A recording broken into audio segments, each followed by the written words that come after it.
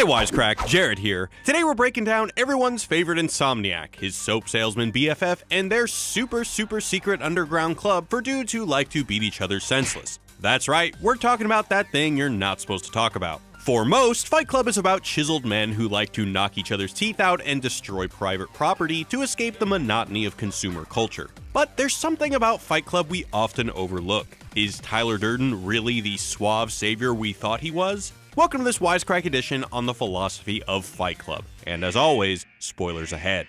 Fight Club begins with our nameless protagonist / narrator as he tries to beat insomnia and complete his life one IKEA shelf at a time.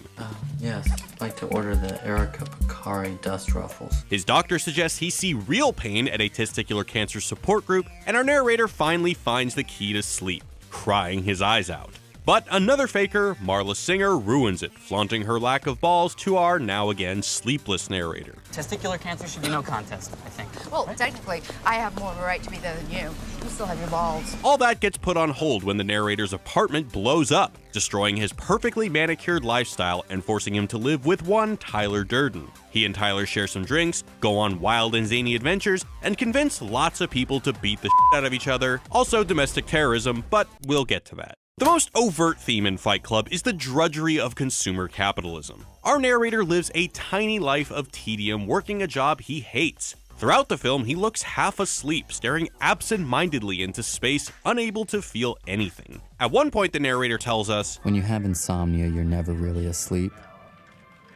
And you're never really awake. As he watches an infomercial, suggesting that he's not only half-conscious because of insomnia, but also consumerism. But more importantly, Fight Club shows a world of what sociologists call rationalization. Rationalization in this sense isn't quite using rationality in the way you might think, but using a certain kind of rationality to organize society. Essentially, rationalization favors efficiency over tradition, custom, or individual desires. So for example, instead of getting your pies made with love from the nice little baker down the street, you get them from a factory where they're made on a cold, dead assembly line. Modern social life is pretty much dominated by rationalization. It's organized to accommodate large numbers of people in the most efficient way possible. Everything in the narrator's life is designed for a specific purpose, mass-produced and unrelentingly predictable, down to his boss's tie. It must have been Tuesday. He was wearing his cornflower blue tie. He even calls his own home a Condo on the 15th floor of a filing cabinet for widows and young professionals. Describing his existence as nothing more than an efficient way to store and organize things. Fight Club shows us that efficiency has its downsides, especially in a world where efficient means efficiently consuming, to the point where, as Tyler Durden says, things you own end up owning you. The narrator describes everything as being a copy of a copy of a copy. Consumer products and consumers are indistinguishable from each other. To drive this point home, director David Fincher even put a Starbucks cup in almost every scene of the film. For philosophers Theodor Adorno and Max Horkheimer, this trend of indistinguishable commodities is a direct result of rationalization. According to them, everything we're sold comes from a standardized menu of constructs, all designed to be as cost-effective as possible while promoting fake differences. Consider the duvet, which may or may not be different than a comforter. I don't know. I tried to read about it, gave up. You know what a duvet is? Comforter. It's a blanket. Just a blanket. Now, why do guys like you and I know what a duvet is? Is this essential to our survival in the hunter-gatherer sense of the word? No. What are we then? Consumers. Right. Some good marketing might make the things we buy seem different from each other, but in reality they're all pretty much the same. Copies of copies of copies. This commodification of all things makes life pretty dull and also kind of fascist. For Adorno and Horkheimer, and for the characters in Fight Club, living in a rationalized world can have a dehumanizing effect, turning everyone into lonely, alienated drones at the behest of consumer capitalism. Living life just following orders, if you will. Flown around the country on business trips, the narrator describes the isolation that comes with a single-serving lifestyle. Everything is small and disposable, even the people he meets. The people I meet on each flight, they're single-serving friends. Between takeoff and landing, we have our time together, but that's all we get. After getting in a car accident, he muses about the dehumanizing effect of his own work. I'd never been in a car accident. This must have been what all those people felt like before I filed them as statistics in my reports. So how do we cope with a single-serving lifestyle? One might be tempted to say, get a hobby, bro. But for Adorno and Horkheimer, amusement under modern-day capitalism has just become a prolongation of work. Hobbies and entertainment serve to rejuvenate us so we can go back to work the next day. But those same things that keep us sane in our off hours are still determined by the system. This makes amusement the after images of the work process itself. In other words, if we aren't working, we're buying mass-produced stuff to help us feel better about the fact that we have to go to work again the next day. I'd flip through catalogs and wonder, what kind of dining set defines me as a person? Or we get the fat sucked out of us, which was caused by our own decadent lifestyle. We were selling rich women their own fat asses back to them. The narrator's way of coping is still just an extension of living as a consumer in a rationalized world. I had it all. I had a stereo that was very decent, a wardrobe that was getting very respectable. I was close to being complete. Adorno went as far as directly comparing this kind of mass consumption to fascism. For him, the mechanism of rationalization that causes people to blindly throw their money at big companies like Starbucks is the same mechanism that causes people to throw themselves at fascist ideology. Much like the citizens of a fascist state mobilize under a totalitarian dictator, modern society has mobilized under capitalism. It isn't until his apartment mysteriously blows up that the narrator finds a new way to resist rationalization. After losing all his precious IKEA furniture, he trades in alienating capitalism for a place in Tyler Durden's crumbling mansion on Paper Street. Paper Street is the exact opposite of his former apartment. While the other one was small, efficient, and well-decorated, Paper Street is needlessly large, disorganized, and dirty. If his apartment was rational, Paper Street is irrational.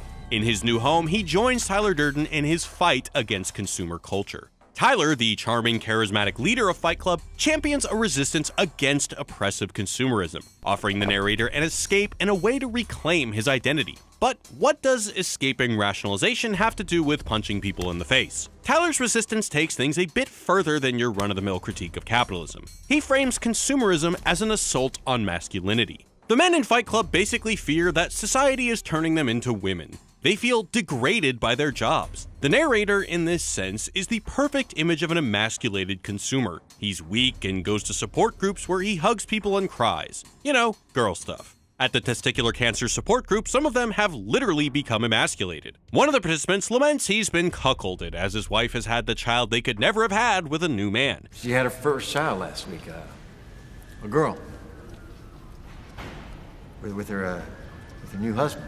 The film really drives this symbolism home with the character of Bob. Once a bodybuilder, Bob literally loses his balls to testicular cancer and grows bitch tits as a result of hormone therapy. We're still men. Yes, we're men. Men is what we are. His loss of masculinity results in estrangement from his family, and he feels completely dehumanized. And now I'm bankrupt. I'm divorced. My 2 grown kids won't even return my phone calls. The narrator and Tyler also discuss their absentee fathers, wondering what the role of being raised by women has played in their lives. We're a generation of men raised by women. I'm wondering if another woman is really the answer we need. And Tyler tells the narrator, You know, man, it could be worse. A woman could cut off your penis while you're sleeping and toss it out the window of a moving car. Seriously, this whole movie is about losing your balls and/or dick. Given the emasculation of modern consumer society, Fight Club is appealing because it allows members to express themselves by acting in a way they can't in everyday life. Being really, really violent, which is something they associate with being men with a capital M. Masculinity through aggression provides a way for the men to cope with their girly day jobs and domestic consumer behavior. But while Tyler Durden laments the fake kind of masculinity sold to us by Hollywood, he sells them another kind of manliness. The second half of Fight Club is all about how Tyler Durden has taken all the things Project Mayhem is supposed to rebel against, repackaged it, and sold it to his Project Mayhem stooges. The members of Fight Club just become copies of each other. They shave their heads, call each other maggots. They even lose their names. In Project Mayhem, we have no names. Rebelling against a system that's made them faceless drones, they become, well, faceless drones. And remember all that stuff about losing your balls? Well, testicles under the reign of Tyler aren't faring much better either. The movie gives us an early glimpse of what's to come as Tyler Durden just repeatedly punches this guy in the dick. Project Mayhem later threatens to cut everyone's balls off. Publicly state that there is no underground group. Or, these guys are gonna take your balls. even its own founder. You said if anyone ever interferes with Project Mayhem, even you, we gotta get his balls. For Bob and the narrator, Fight Club has simply replaced the support groups in their lives, and they chat about their Fight Club days like one might talk about their weekly support group schedules. I go Tuesdays and Thursdays. I go Saturday. Tyler acts like a strong father figure for the narrator and the rest of Project Mayhem. I will carry you, kicking and screaming, and in the end, you will thank me. But like the narrator's shitty father, He left when I was like 6 years old, married this other woman, had some other kids. He like did this every 6 years. He goes to a new city and starts a new family. You're setting up franchises. Tyler abandons him. The most devoted members of Fight Club are put through intense hazing to become members of Project Mayhem. Before they can join, prospective members have to stand outside the Paper Street Mansion for 3 days without food or shelter and are verbally and physically abused. Those who tough it out are allowed inside the house and become part of a well-oiled machine that blows up computer stores, terrorizes politicians, and sends corporate sculptures rolling into coffee shops. As Tyler's movement gains momentum, it transforms from an after-school activity into a fascist cult that might just be as bad as the capitalism they rebelled against in the first place. You are not special. You are not a beautiful or unique snowflake. You are the same decaying organic matter as everything else. Tyler built himself an army. We are the all-singing, all-dancing crap of the world. We are all part of the same compost heap.